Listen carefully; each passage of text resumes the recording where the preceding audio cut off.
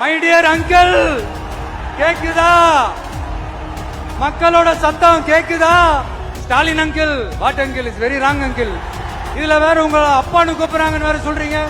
What is this uncle is very very wrong uncle is very very wrong.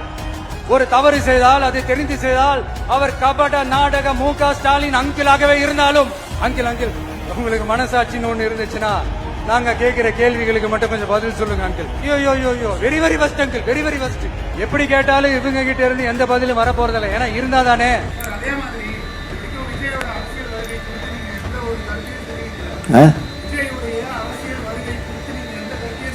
சொல்ல வேண்டிய அவசியம் இல்லை, சொல்ல வேண்டிய அவசியம் இல்லை.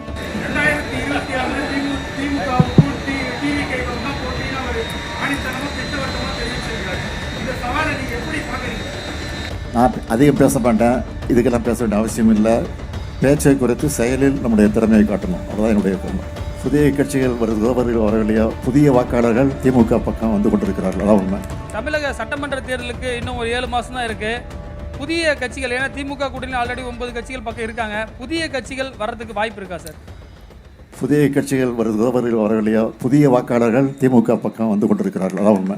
சார், பீகார் கூட போயிட்டு வந்தீங்க அண்மையில். அந்த பீகாரில் எலெக்ஷன் கமிஷன் சில விஷயங்கள் பண்ணதாக அங்கே சொன்னீங்க. தமிழ்நாட்டில் அதே மாதிரி வாய்ப்பு இருக்கா சார்? அதே மாதிரி எலெக்ஷன் கமிஷனுடைய செயல்பாடுகள் இருக்குன்னு நினைக்கிறீங்களா நீங்கள்?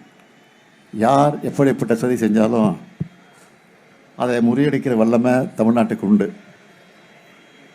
ஏன் பீகாரில் கூட தேர்தல் ஆணையம் நினச்சது நடக்காது. உண்மையாக நான் போயிட்டு வந்த அனுபவத்தில் சொல்கிறேன். ஏன்னா அங்கேயும் மக்களை எழுச்சி பெற வைக்க தேர்தல் ஆணையம் உதவி செஞ்சிருக்கும்போது தான் உண்மை.